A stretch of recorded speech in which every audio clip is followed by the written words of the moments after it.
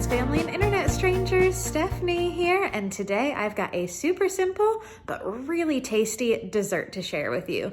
This video is part of a Christmas recipes collaboration hosted by Sammy over at Managing the Maze, as well as Valerie Hargett. I will have both of their channels linked in the description box below, as well as a link to the playlist with all sorts of Christmas recipe ideas for you. So definitely check that out after you're done watching my video. And if you're coming here from the playlist, thank you so much. I hope you'll consider sticking around. But for now, let's get into this really easy dessert.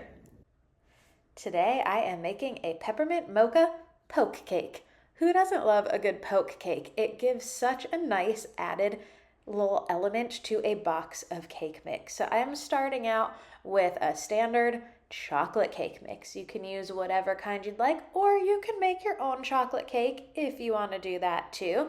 The one thing that I am changing from the box directions is that instead of using water, I am using coffee, particularly for me, cold brew. Now you could use whatever coffee you have on hand. If you like to make your own coffee, brew your own coffee, or make your own cold brew, you could do that. I like the Stoke cold brew, the one with the teal label is my favorite, and that's what I had on hand this week, so that is what I used. So instead of the 1 cup of water to the cake mix, I added the 1 cup of cold brew. Now, even if you're not a big coffee person, the flavors in this are not super strong unless you want them to be. You can control the flavor of this. That coffee gives it a nice rich chocolatey flavor, but it is not overpowering at all. And then for the peppermint, you could use peppermint extract, but I have the Skinny Syrup's peppermint bark. I love this in my coffee, and this is where you can really control your flavor. I didn't want it super strong. I just wanted a hint of that peppermint mocha flavor in this, so I did not add a ton. You can add more, and you can use whatever peppermint flavoring you like in this. You could even crush up some candy canes and put those in here too to give it a little bit more peppermint flavor, and that would also be really tasty. So once I've got that all mixed together, I'm putting it in my pan and I am baking it according to the directions on the box. For me, this was ready. My oven is a little strong, so I did not even need the full amount of time for this. The box had said 28 to 30 minutes. I took mine out around 25 minutes and it was perfectly well done. So then I'm going to start with my pudding as soon as that's in the oven, so it has a little time to set. And this, I am making the pudding almost according to the box directions, but instead of 2 cups of milk, I am using 1.5 cups of milk and a half cup of cold brew.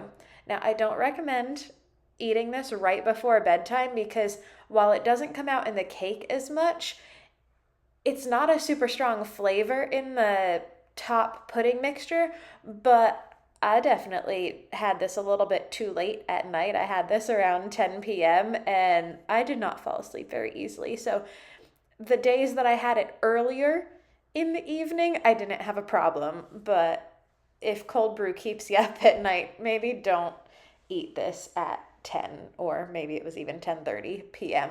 like I did. I learned my lesson after that first night. But that's about all I'm doing to the pudding. I'm adding a little bit more of that peppermint mocha, peppermint bark syrup in there, or you could use your peppermint extract there too, to just give that little hint of flavor in the pudding. Now, when it came time to poke the holes in the cake, I only used half of the pudding mixture to fill in those holes. And then for the rest of the pudding mix, I am adding a container of Cool Whip. That's your standard size. I believe it's the 8-ounce Cool Whip container.